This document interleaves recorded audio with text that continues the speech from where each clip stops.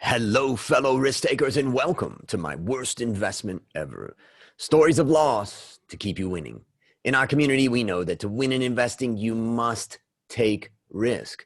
But to win big, you've got to reduce it. My name is Andrew Stotts from A Stotts Investment Research, and I'll be your worst podcast host for the day. And I'm here with featured guest Gillian Perkins. Gillian, are you ready to rock? I am. Welcome. Thank you so much for having me on the show. Well, we are very pleased to have you on. Well, let me introduce you to the audience. Gillian Perkins is the founder of Startup Society and the host of the Earn More, Work Less podcast. I know my listeners love that already. She's also hosts a popular entrepreneurship-focused YouTube channel that has received over 20 million views to date.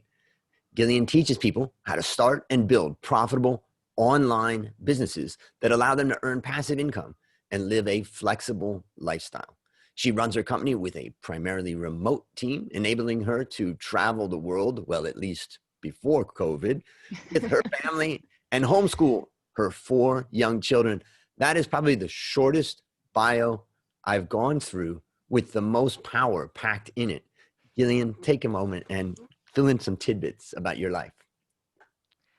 Well, I mean, like you said, I've packed a lot into that little bio. So, so thank you so much for the warm welcome and for having me on this show today.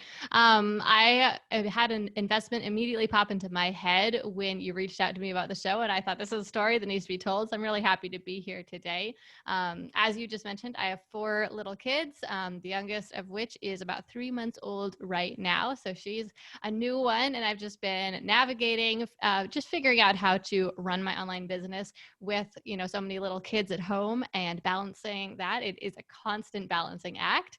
But I'm learning more every day about how to do it. And I recently started the podcast you mentioned. I say recently, it feels very recent to me. It's been almost a year now, but I still feel like a newbie in that arena. But it's going well. And I've been enjoying being a podcaster myself.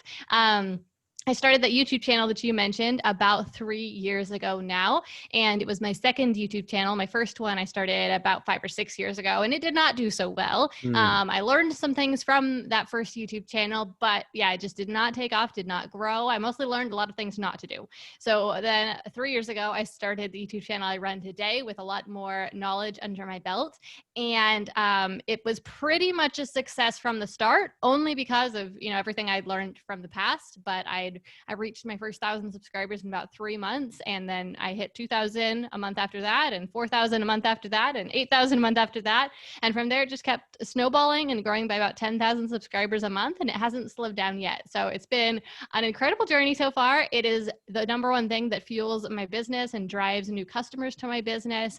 Definitely a fantastic way to get visibility. We can talk more about that later on if you want to. Yep.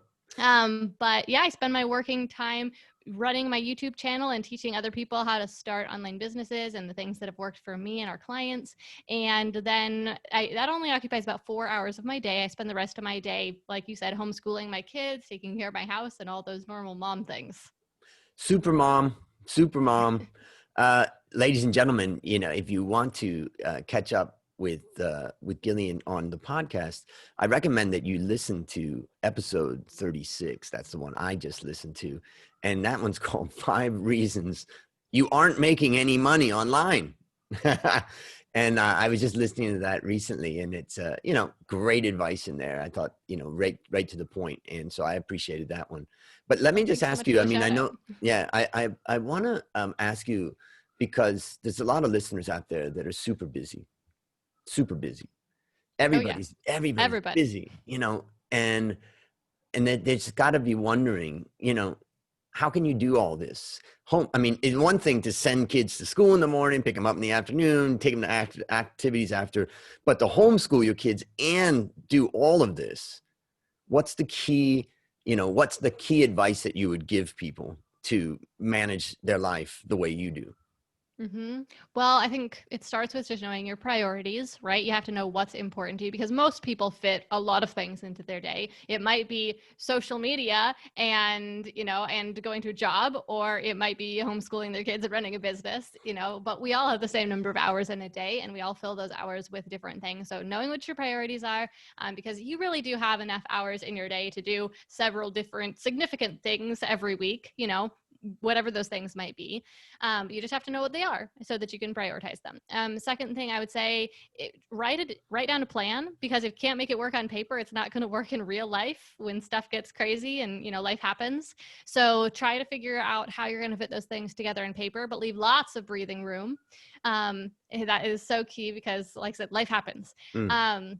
And from there, just be flexible. And one more thing, and that is, making sure that you really are focused on that, like the 80-20 principle. And so Yep. for each of the different things you're trying to accomplish, that you aren't wasting time on busy work, right? Because if I was running my business, spending the 8 or 12 hours a day running my business that a lot of people spend, that would not be possible. It's only Mm. possible because I run my business in 4 hours a day, because I just focus on the most important things that have the biggest impact. Now, sure, I could do more. I could grow my business faster if I did spend 8 or 12 hours, but it wouldn't be, 2 or 3 times as big or as fast, because the more you work, the more you move into that 80% or the 20% of things that have, you know what I mean? I don't know what I'm 80% of trying to the say. impact. Yes, 20% of the things. the 80% of the things that have the 20% of the impact. So you're getting fewer and smaller gains, smaller and smaller returns there on your time. But also, we are human, right? And we lose energy and we lose focus as we work longer. So the first couple hours that you're working on something, you're going to be the most productive, have the biggest impact. And as you continue to work, you're getting less and less results for every minute you spend. So just being aware of that, and then figuring out how much time you want to spend on something and having peace with the results you can create in that time. That's a lot of great advice. And, the idea of having a plan, being flexible, focusing in. I think, one of the things that I would take away from this is that there's another guest that I interviewed, Brandon Gailey, and he had an illness that required him to sleep 12 hours a night. He could not sleep less than that, or he would be, in trouble. And so in the end, he realized he could only work 3 hours a day, whatever that number was, that was it. And it really helps you refocus. And with your description of what you're talking about maybe 4 hours, about having the pressures of the kids and all that, it really does force you to focus. And I think for the listeners out there that are working full-time jobs and out there, what we tend to do is we tend to fill our day with busy stuff. Yeah, that's called Parkinson's law, right? Yeah. Like work expands to fill the time that is allowed for it. So I think that my biggest takeaway from what I'm learning from you already is the idea that we need to focus on our highest value activities and figure out how we can spend a focused time on those. Maybe I can ask you one other question, because you've got such expertise in the space of YouTube, and I know that there's a lot of listeners out there like, oh, I want to do YouTube, and some people say, oh, I don't know if it's worth it, and what does it take anyways? And I myself often have questions about that. But from what you've learned from your experiences with YouTube, what advice or what message would you tell the listeners about YouTube? Well, I think a lot of people think that they would like to be a YouTuber or be on YouTube, share their business on YouTube, something like that. But they think they missed the boat.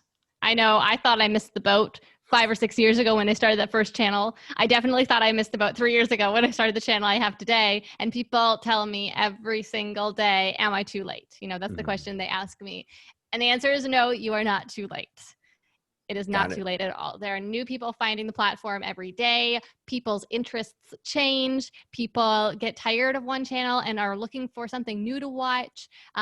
There is never a time when I have found a new interesting channel on YouTube and said, oh, I'm not going to subscribe to that channel because I'm already subscribed to a lot of good channels. You find new good content and you're there for it, because like I said, your interests are changing. You're looking for fresh content. And the cool thing is that means that the platform is ever growing, ever expanding. And people get tired, even for existing YouTubers. This doesn't mean that you start a YouTube channel and it's going to die. necessarily. It means that people are watching one channel today and they're going to watch a different channel tomorrow. And so the tables are always turning and there's always going to be that opportunity there. And it is such an incredible opportunity. It's the number one driver of new customers into my business, as I mentioned earlier. And as I mentioned to you earlier before we got started on this interview, it's a way that you can get paid to market your business. It's like someone's paying you to put an ad on TV, and advertisements on TV are incredibly expensive, but instead you can make fun advertisements, get customers in the process, and get paid to do it. I make a full-time living wage just from the ad revenue from my YouTube channel alone, plus a whole lot more from the work that it sends my way. Fantastic. And for the listeners out there, the YouTube is Gillian Perkins online, or just type in Gillian Perkins, and also we'll have a link in the show notes. But my last question about YouTube then, so I got the message and you just got me so darn excited to think there's still opportunity. And the idea that you just said of the fact that, it's you get paid to promote your business is kind of a breakthrough in my thinking that I didn't really think about. But I also just want to ask about, I'm looking at your YouTube channel right now, and I'm looking at, a day in the life of a six-figure online entrepreneur, how to hire a video editor, how to start a YouTube channel step by step, 12 highest paying work at home jobs, how to self-publish. You've done a lot of these. Now I'm seeing that they're averaging, let's say, from 10 to 20, maybe the longest one you've got is maybe 25. But I look at these and I think, you've definitely invested a lot of time in each one of these. Maybe you could just give some advice from a content perspective. So someone says, okay, you've convinced me to say I got to do a YouTube channel. What should I know about content? Could you clarify your question a little further? What do you mean? What sure. should it, like, So do you mean how long should the content be, or about creating the content? I would say that the question is, how do you create content that is attractive to the audience? Oh, okay. Yeah, that's a great question. I think it's one of the number one things people miss really when they think I want to be a YouTuber or I want to use YouTube in some way. They think that all they need to do is create a YouTube channel and make some videos, maybe make some videos related to their business if they're going to use it in that way. But they kind of miss how important content strategy is. Not that it needs to be terribly complex, but it needs to take some thinking. You need to put, some thought into it, do some keyword research to figure out which topics will attract the right customers and which topics are popular enough that they're going to get views. Because if it's not a popular enough topic, then there won't be enough interest. You won't get enough views. You're not going to attract any customers. So that's a very important consideration. And then the second part of it is really making quality videos. And I wish I had a better word to use for this. I do mean quality, but I think sometimes when you say quality or high quality videos, people think, oh, do I need a fancy studio and an expensive camera and, to hire some videographers to help me? And all those things can help, but that's not really what makes quality content. I mean, think about what you think of if someone's like, oh, that's quality content. What would someone mean if they said that? They would probably mean it was entertaining, right? And that's really what it comes down to. Entertaining doesn't necessarily mean funny at all, but it does mean it has to grab people's interest and keep people's interest. So that means that it is relatively fast-paced most of the time. Sometimes you've got some nice laid-back sort of content, but most of the time stuff is happening. You're not boring people. There is one main focus for the video that is clear so people know what the value they're going to get out of the video is, whether that value is simply entertainment, they're just there for a good time, or if maybe that value is something helpful or educational to them, but they need to be able to understand at least subconsciously what that purpose for the video is so that they have a reason to keep on watching. And so it's about having, a well thought out video that is delivering some sort of value and then producing it well so that it's enjoyable to watch. That's, you make me think about the different video channels that I'm subscribed to, and they really revolve around a person. I think about a guy I particularly follow called Aaron Mate. And Aaron is a guy that is just a really level-headed journalist that likes to look at both sides of an argument. And that's why I go to his channel. It's not even who he's interviewing or what he's talking about. It's the fact that he looks at both sides that keeps me coming back. So I think that's a great lesson for all of us to say, if we're going to get on YouTube, think about the value that you bring, and how do you represent that value so that the listener, the follower, the viewer is basically saying, I want to come back to get that value. Yeah, absolutely. And I don't want people to be misled at all, though. I feel like the way I explained it, it might sound like I'm saying you have to put a whole lot of thought into this and execute it really well. I mean, there are lots of people who make very casual videos and do very well. You just have to kind of figure out your value proposition and what style of videos you're going to make, and then produce that style of video consistently. And consistency really is so key on YouTube. A lot of people say it's because the algorithm likes it when you're consistent. That's actually a myth, though. The algorithm doesn't really care about consistency. The algorithm cares how people respond to your content.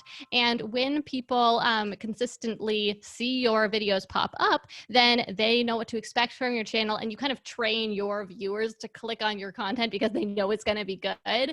And so then that tells the algorithm that people really like your content. So consistency is important for that reason. It's also important as a creator, because when you create content consistently, then you become a better creator. You learn how to make better videos, and that attracts new subscribers to your channel as well. That's a great point to end it on. So ladies and gentlemen, if you want to start in YouTube, maybe the idea is to see it as training. Video number 1, it's a wreck, but what the heck, get it up there. Video number 2, okay, now you've fixed your lighting. Video number 3, now you've gotten your hook that you hook people in right at the beginning. Video number 4, you fix your microphone. Video number 5, you realize that you've got to end with a great call to action. It's like, actually, it's training. That is a great way to think about it. And I think if more people went into it with that mindset, then a lot more people would be successful with their YouTube channels, because so often people go into it just about, what's in it for me? How quickly can this turn into a success? How can I get people's attention?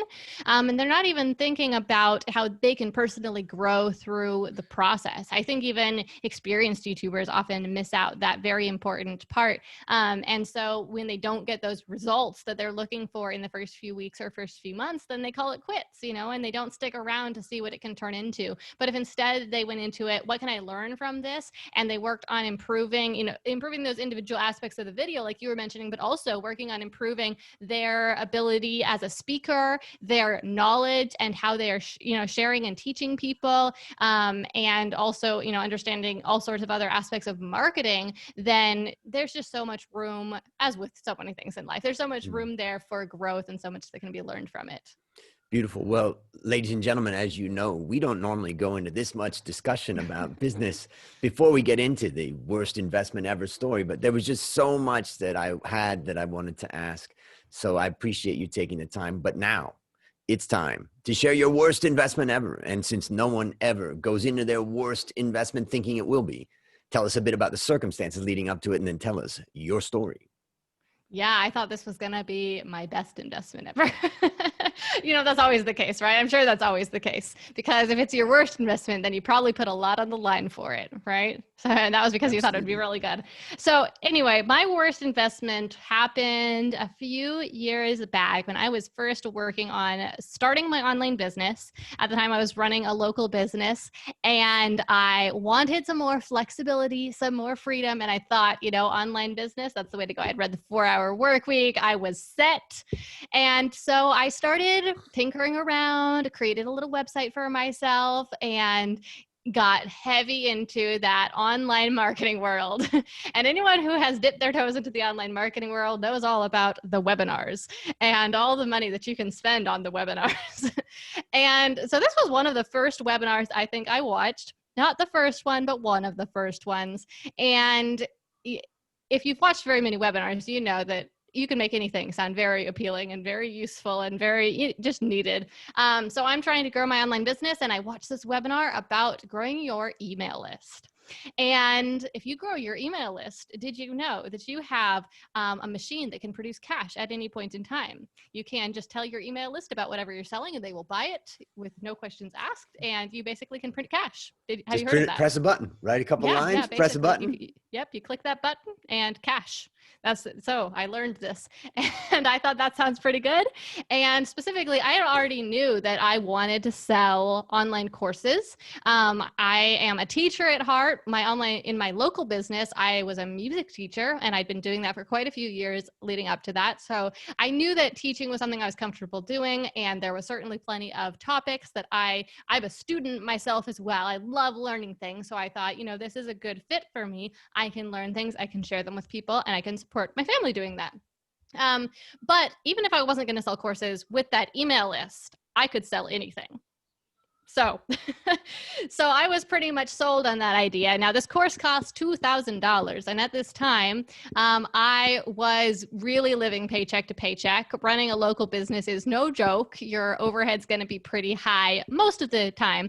And mine certainly was. So I was making just enough to support my family with that. And I had very little cash left over. So I honestly don't remember if I happened to somehow have $2,000 at this point in time, or if I put it on the credit card. I'm betting I put it on the credit card, or at least part of it. But regardless, I spent $2,000 that I basically didn't have because this sounded like a really good, just a helpful thing to have in my business, to build this asset for my business. So I bought the course and it was an okay course. That wasn't the thing about it. That was a terrible investment. The thing that was a terrible investment was that I didn't really understand what I was buying. And I don't just mean the course itself, but I didn't understand whether or not or how having an email list could really help me. I didn't know enough about marketing. So I was basically buying a tool for my tool belt when I didn't know how to build things yet. And so, imagine going into a hardware store and thinking I want to build a house and just spending a bunch of money on some tools when you don't really understand the process of building a house yet. And that was basically what I did. And there were, many other things that could have helped me far more when I was in those early phases of growing my business. But I didn't have the cash for them because I invested this big chunk up front into growing my email list. And so, long story short, what happened with the course itself was it was an all right course. It wasn't a great course by any means. It threw at me a lot of tactics for mostly how to optimize my list growth, I would say, more than anything. So like things to change about your website so that you converted more of your traffic into email subscribers, which were tactics that very well might work, except that I had no website traffic in the first place. So my big problem was that I had no visibility for my business. And this leads us back to YouTube, of course, because today I have plenty of visibility for my business. And that's because of YouTube. But back then, nobody knew who I was. Nobody knew about my business. Nobody knew about the products that I offered. And something I say all the time today is nobody can buy your product if they don't know it exists. So I really had a visibility problem, but I didn't realize it because I didn't know enough about online business. And so I bought this course and it told me how to increase my conversion rates, basically, but I had no one to convert. And let me ask you, what was the point in time when you just thought, oh man, I shouldn't have done this, or this is not what I thought? You spend $2,000 on anything and you're going to have some buyer's remorse pretty quick, I think. So I would say probably within the first couple weeks of getting into this course and trying to implement it, I thought, oh no, what have I done? But I had a little bit of faith and I kept charging through it and for several months before I just realized this really wasn't working. Oh, and I guess the punchline to this story is a year later, I had a grand total of less than 800 email subscribers when this course had promised that I would grow a list of 10,000 email subscribers. So it really didn't live up to its promise. But again, it wasn't so much because the course was bad. It was just because it was completely the wrong tool for me at that time. But then, so that was a few years ago. Then I started my YouTube channel with still around 1,000 people, maybe on my email list, probably even less than that. And in the last 3 years of just having my YouTube channel, I've gone from 1,000 email subscribers to we're about to hit 100,000 email subscribers.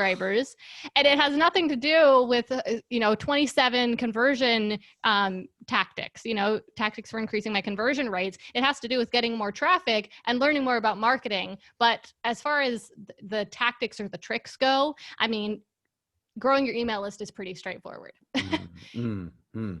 So tell us, what lessons did you learn from this experience? I would say and this is something I've learned over and over again whenever I've spent a chunk of money, I would say, is that I tend to commit too fast. I tend to sign up for things without fully understanding what I'm getting into. And it's because I think I have a little bit of a scarcity mindset sometimes when I think, like, oh, I need it now. There's not going to be another opportunity there. So I've done this when I bought a house. I've done it just when I've made a lot of investments where I thought, oh, I want it now. And I was impatient. I was maybe a little bit greedy. And I just wanted to move forward and not wait. And so I think that the first lesson would probably just be patience, Mm-hmm. take it slow, take it easy, keep doing some research. You don't need to buy now. There will be another opportunity. Great, great. So let me share some of the things that I take away from this. I think one of the things that, your analogy of going to the hardware store and buying tools to build a house. And it's like, this hammer doesn't build a house. I just can't, it's like, the lesson that I take away from this is that we really need big picture view, and it goes back to something that you said in the beginning of the podcast of the idea of planning, any business is a series of processes, whether that's acquiring a client, acquiring a prospect, whether that's following up, whether that's delivering on that. And sometimes we get really excited about one part of that process, but we can't deny there's a sales process, there's an operations process, there's a marketing process, there's a finance process, and when you decide to do your own business, you have to realize that you have to do all of those. It can't just be one part of it. And the second thing that I took away was the idea of, and you started it by talking about the power of webinars. And, there's some very persuasive people, and webinars can be a very persuasive medium. And so what happens is that they appeal to your emotion and they appeal for your desire for results.